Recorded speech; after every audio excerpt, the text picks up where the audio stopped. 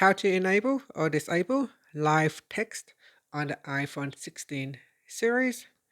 First, let's go back to the home screen by swiping up at the bottom of the screen. Then from the home screen, tap on Settings.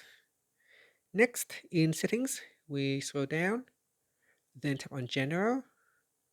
After that, scroll down and then tap on Language and Region. Now go down to the bottom and tap on the Live Text toggle button to toggle on or off live text. Once live text is on, you can select text in images to copy or take action. So here, if I open up the Photos app, and if I go and open up an image that has some text in it, I can simply touch and hold on the text to select it. I can also tap on the scan button to scan the whole pictures, and I can copy all the text to the clipboard. Or I can simply just select part of the image here. I can copy it to the clipboard.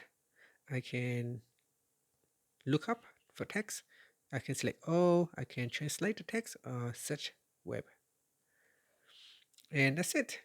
That is live text on the iPhone 16 series. Thank you for watching this video. Please like and subscribe to my channel for more videos.